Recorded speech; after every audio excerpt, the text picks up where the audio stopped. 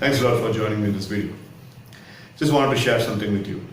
2 days back I was called by one of the professors working in the college, and he was asking for a candidate, a good candidate who has completed MBA, and he wanted this candidate to fill in a position that was available in a training department of the college. I was asking him, okay, I'll have to check into the database and I'll have to see if the candidate is really fitting in your requirements. And I was asking the job description, and he mentioned a good to go person, fire in the belly, ready to take responsibilities. The person has to be completely value oriented, and he went on explaining a lengthy job description and job expectation. And I was asking about the salary package that they are promising to give the candidate, and he said 1,50,000 per year, perhaps about 10,000 to 12,000 per month. MBA graduate, by the way, and having all the qualities, and good in communication. The person has to have very good attitude, good qualities, and lots of other stuff. Specifically, the qualities that are required for a superhero for the next Avengers movie, for 12,000 rupees per month. In fact, it's 10,000 per month. What do you think about this? I had to finish the conversation stating that I would not be able to get a candidate for that kind of a pay acquisition, and I was asking for a little bit of more pay bracket, which the person was not willing to give or not able to give because of lots of organizational reasons. And as a matter of fact, I placed calls to some of the individuals, and I really wanted to check if they are interested to go for this job, and the answer was very obvious. You also know the answer, what the person would have responded. They did not want to take up the job. My question is, where is the mistake? Where things are going wrong? The mistake is it from the employer's point of view, or is it in the employee's point of view? If it is in the employer's point of view, it means the entire young segment is being perceived in a different kind of a negative aura. If it is in the employee's point of view, it means the youngsters are not giving any promising kind of an appearance to the society, and they are not really encouraging the society to think big. They are not really encouraging the society, the employer's society, and they are not giving a promising note that we are worthy enough. We are capable of getting more payment brackets. We are capable of delivering more towards the institution. They are not promising. That's why the employer society is taking things for granted. Being an MBA graduate, I felt so hurting, and I was really not okay with the kind of the proposition that was made. So it again comes to the value of the youngsters. All right. So when an youngster is very much valuable, the person is really able to promise to the people that I can assure these and these kinds of quality, I can assure these and these kinds of services to the institution. If the person is not giving that valuable advice, the person is not giving that valuable instructions to the employers, then the employers will take things for granted like this, and they will not be able to promise any sort of colorful kind of reciprocation. So the person who is watching this video, you might be a college student, you might be a fresh graduate right now, or you might be even a lecturer or a quality service provider in one of the consultancies looking for some youngsters. And my simple instructions to you is, don't take things for granted as far as youngsters are concerned. They have their own good characteristics, they have their own good value system. Maybe they are not good enough to make or give a proper presentation about themselves. They are not presentable in that form of their employee candidature, but it doesn't mean that they have got very, very dull kind of characteristics and acumen, the professional acumen. So I would rather suggest the youngsters to become more valuable. It is your responsibility to have more value. It is your responsibility to give the impression to the society that you can have a little bit of more kind of salary brackets and the employability respect that you deserve. You have to make them give this respect. Let me give you an example. If you start an enterprise and if you would like to take that enterprise to the next level, and if you would like to promise to the society that with that enterprise you will be able to this and do this and this, and you will be able to fill this and this kind of a vacuum that is in the society. If you are really trying to present yourself as a very good entrepreneur, having a good startup, you will have to express what kind of goal you have with that startup. And this is in connection with the startup. But if you are really applying for an employment, and if you are preparing a resume, or if you are presenting your job candidature, your professional chronicles and attainments, it is your responsibility to make them understand, to make them feel that you are very much valuable and you are unique. And you need to do a little bit of out-of-the-box thinking for, I'm not speaking about out-of-the-box thinking of working hard for becoming valuable. I'm speaking about out-of-the-box thinking of presenting the value that you already possess. People are able to understand the value today only if you are explaining. People are not willing to understand your value without you putting your best foot forward and explaining. Presenting your value, presenting how capable you are in a resume is not sufficient today. Going back to the person who asked for some candidates from me, if at all I have got this log of resume and I have submitted the copies of the resume, the person will be able to find fault in all the resume. Because today an youngster is preparing a resume in accordance with the time, in accordance with what are the necessary resources that are available at that point of time, and he's preparing a resume. He just gets into a portal, he just logs in some of the details about his resume, and the template is being generated and it is sent to his email, and he believes that it is a resume. I basically feel that you have to sit hours together for preparing a resume. Today, resume writing has become a different art. Today, lots of experienced candidates are finding it tough to draft their resumes because they don't know which one has to be highlighted, which one should not be highlighted. The very reason I am wearing this particular jersey today now, I was about to go to the gym for training some of the individuals, and I received some of the resume even in the gym. Like, I would like to become a trainer like you. I would like to come and train the youngsters. I would like to come and train, and I would like to write the routines for people. I would like to offer health tips. I get bunches of resume in gym also, and I am not able to read any of the resumes on a complete basis because all the resumes are half-baked. They are not processed properly. I'm speaking about a gym, a health and fitness center. There, people are not able to give proper resume. And think about corporate houses. If you are sending the resume in a very bad shape, that is not only going to give you a very bad result, it is also going to give you a kind of slack and slap on your hope and faith that you will never account to anything. It is going to tarnish your self-esteem. It's because of all these kinds of loomed around entities, these people are looking for candidates for just ordinary brackets of salaries. So in one way, the youngsters are solely responsible for their underestimation. Their skills are underestimated, their values are underestimated, their education is underestimated, whereby the personality itself is underestimated. So this underestimation of the entire features has become a good trend now amongst the employers. They find out ways and means of rejecting the employees very easily. They find out contrasting reasons very easily. In 80s and 90s, if an employer tries to find fault in an employee's candidature, it takes time to identify the faults. It takes time to identify the flaws in the resume. Right? But today, in a snap of a finger, the employer is able to find out flaws and faults into the resume. And they find hundreds and hundreds of reasons for rejecting the employees from the job prospect. So you got to think about it. Right?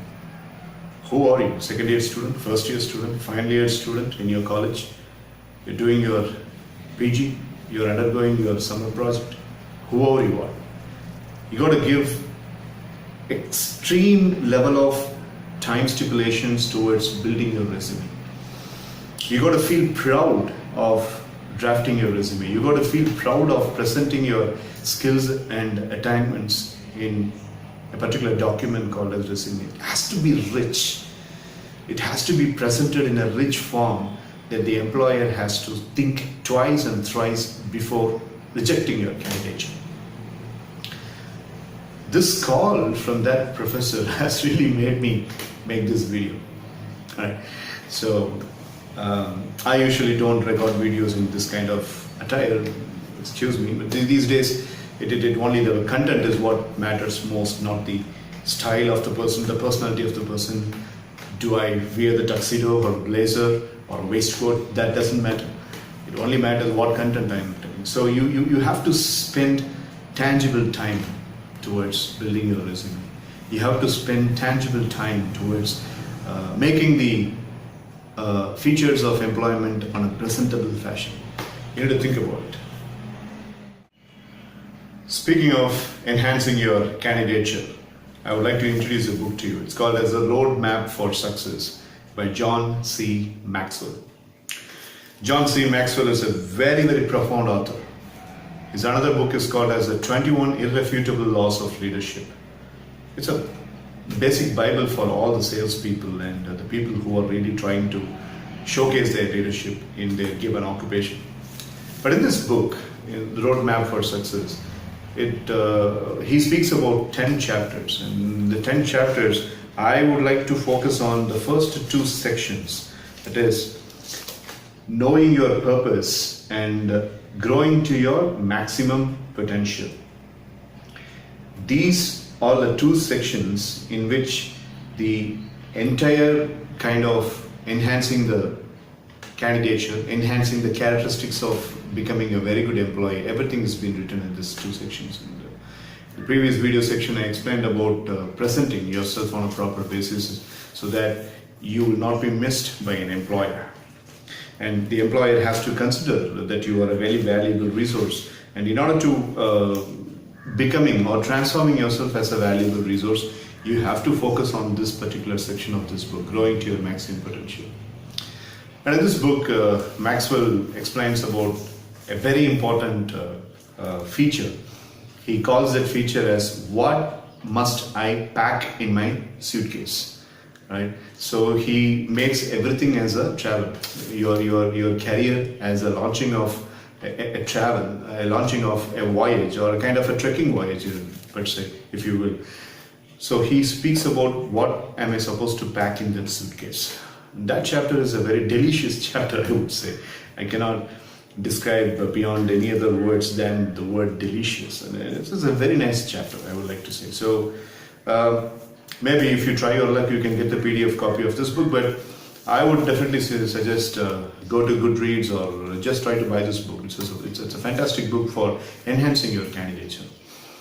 So apart from the books reading and getting the insights from the books, you are also supposed to have your own ways and means of finding out the important special features.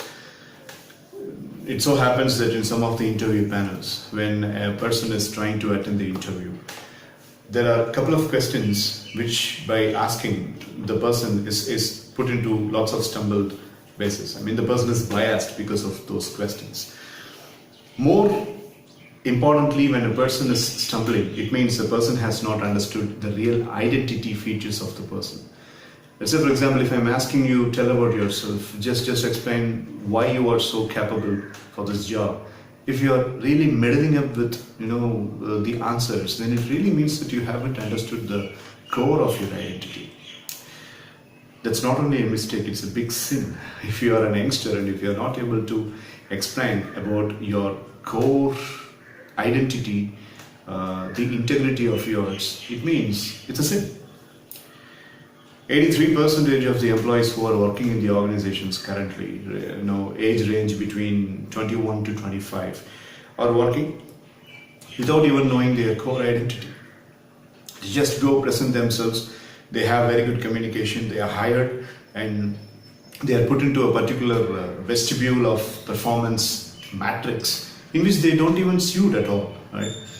So if you go and make a performance range interview, they would say, this is exactly, is this exactly what you wanted to do once you got into this company? You ask the question, and most of the time the answer will be no.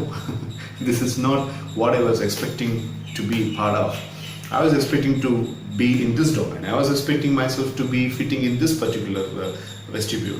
They come up with lots of examples, but it's so pathetic that they are put into some other area in which they are not at all capable of performing.